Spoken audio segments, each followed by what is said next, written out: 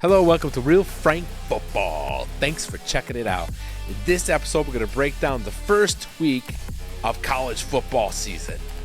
Boy, were there some amazing, exciting games. Man, if it's like this the entire season, we are in for a doozy. We're going to break down some of these highlights, some of the crazy things that happened in some of these games, and talk about a couple commentators I think had something on their mind. It's pretty crazy. They may not be getting something at home that they need. We'll dive into all that stuff coming up next. Real Frank. You call me a All right, let's get right into it. There were so many exciting moments and things that happened this week in college football. But let's first start with game day. Lee Corso and Kurt Herbstreit. Obviously, Lee has this bit where he puts the hat on, or the head on of the mascot of the one he's going to pick in the big primetime game, all right? But I think something else was on Lee's mind at the moment he made this pick. Take a listen to this. Give me that hand. What? Not tonight, sweetheart. Give me that hand. Not tonight, sweetheart. Give me that hand. Whoa, Viagra must have been kicking in for Lee, huh? He doesn't want it tonight, baby. He wants the head. Not tonight, sweetheart. Give me that hand. He wants the head. Tonight, sweetheart. Give me that hand. That dirty old man. Woo-wee. Lee is a little corn dog we're finding out here. That must be the secret to his longevity. He likes the head. Give him the head. But that would seem like to be a common theme in this week. Let's take a look at the Michigan-Colorado State game. So obviously, Colorado State was destroyed by Michigan. That's no big surprise there. But there was some interesting commentating going into one of the commercial breaks during the Michigan game. Michigan has I think a third or fourth string quarterback, and his last name is Orji. And Orji scored. And going into break, Robert Griffin III, RG3, this was his recap of the score. It's an orgy in the end zone. It's an orgy in the end zone. It's an orgy. It's an orgy in the end zone. It's an orgy in the end zone. It's an orgy in the end zone. Woo! Woo! Woo! Doing, doing. So, RG3, is that what the 3 stands for in your name? Huh?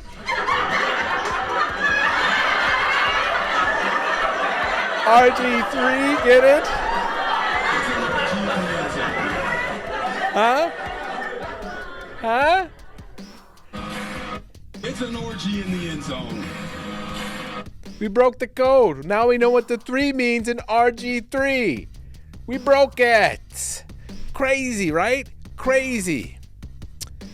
The Penn State-Purdue game, which was on Thursday, was another interesting game. That was a close game. Penn State ended up winning it by a last-second touchdown. Not a second, probably the last minute. But there was one interesting play in this game.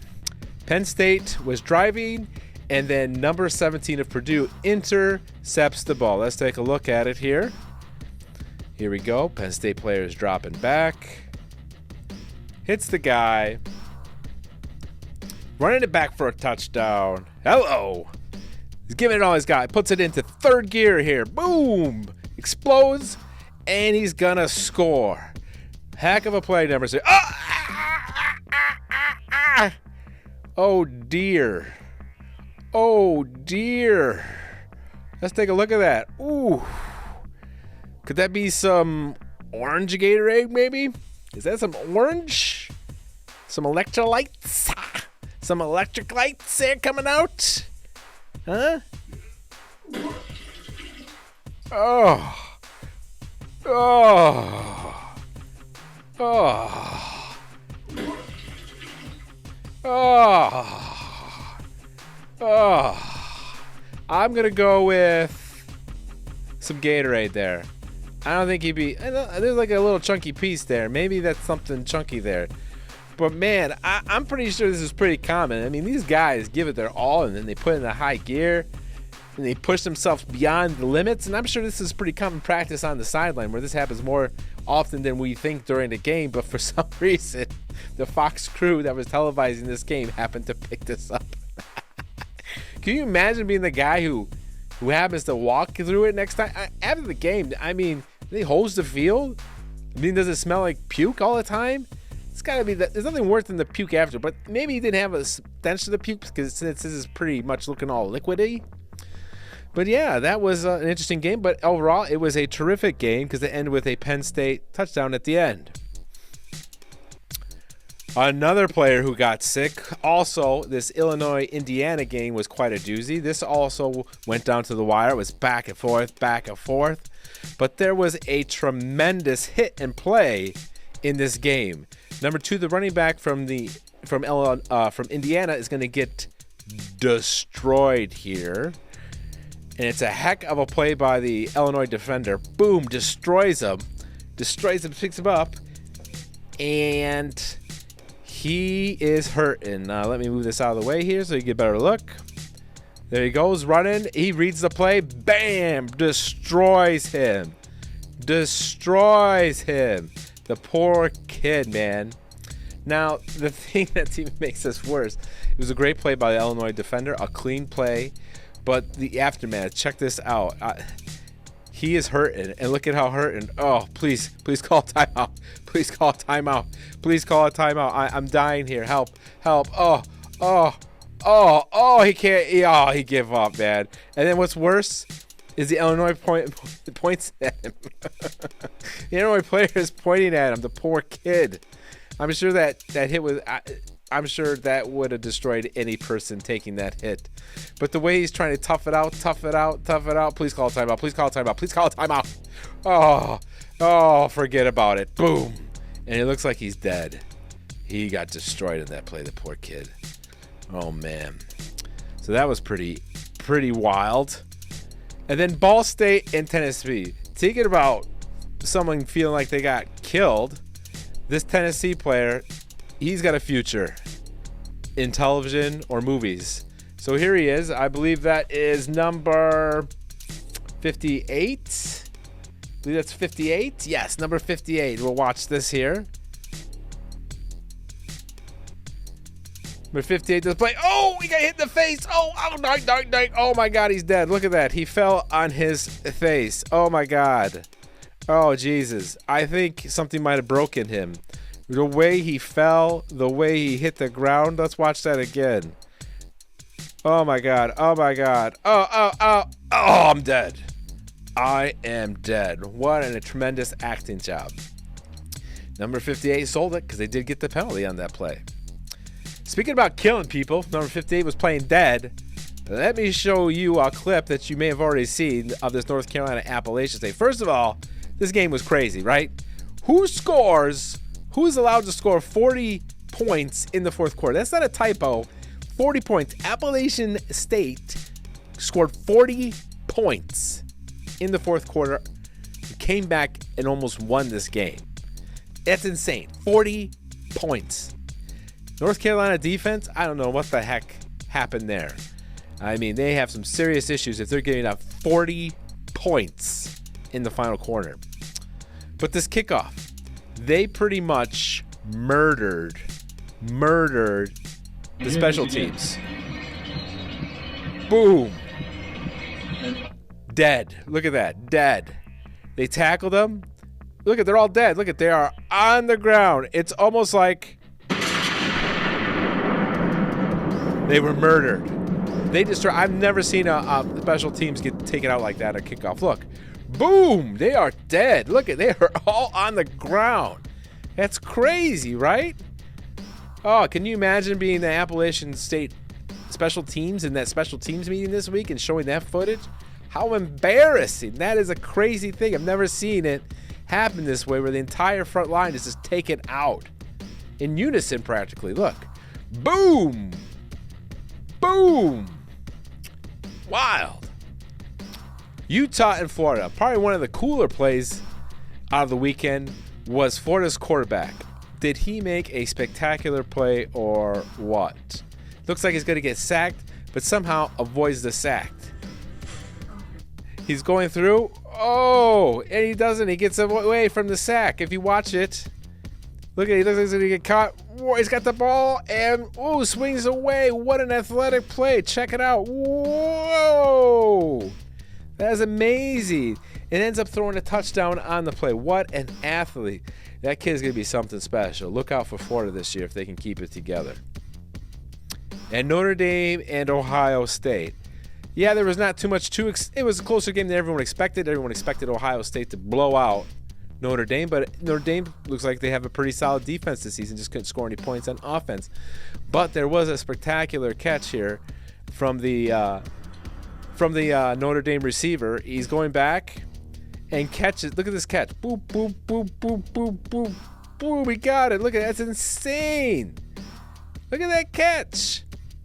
Oh my God, it's like playground. When you do that in the playground, and it didn't count because you're playing with your friends. He actually did it. That was insane.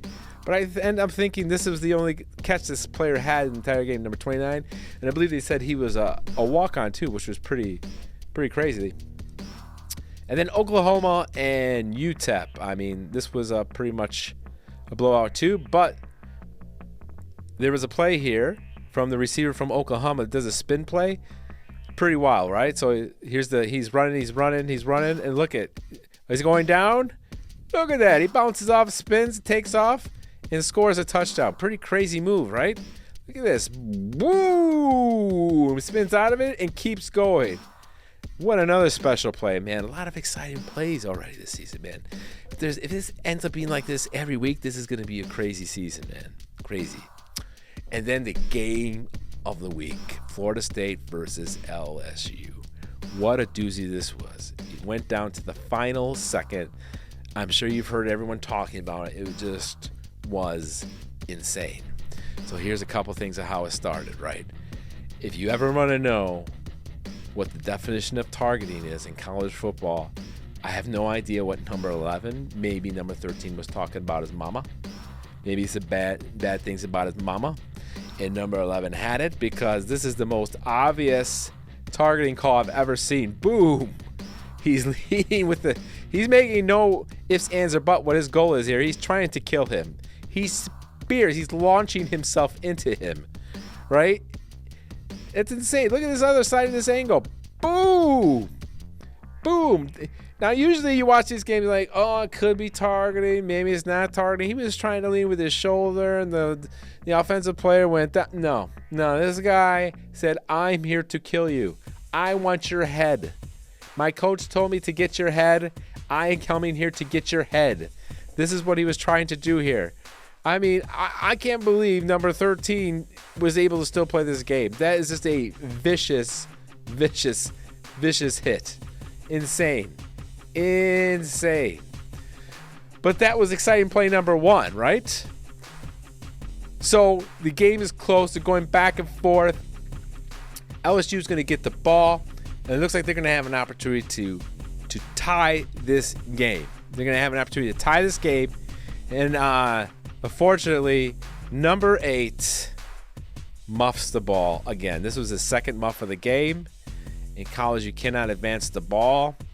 So he muffs it, and there's only like maybe 2 minute left. They could have actually been in this game and had a chance to tie the game, but he muffed it, and he muffed it. And look at that. Oh, that feeling. Oh, you feel so bad for this kid. Oh, he's suffering right there in that moment. Oh, he just national TV, and look at the cameraman that's going to make it worse. And zoom in, he's probably looking for tears. He's probably looking for tears falling out of that helmet. Awful. So you're thinking, oh, this game is over now, because it was like at the 5-10 yard line of LSU. So Florida State can just run it, score, and this game is over. Whether they get a field goal, the game's still over, because then they're up by 10. But here we go. Florida State gets the ball, and he does a pitch. Now, why the hell are you doing a pitch? Why the hell? You're on the goal line. Why are you doing a pitch? Just hand it off. Dive. Quarterback sneak, something. They decide to pitch it. And he drops the ball and fumbles it. Oh my goodness. Fumbles the ball. Look at it, he never gets it. Never gets it. Boop. Drops the ball. Let me move this out of the way here. Boop.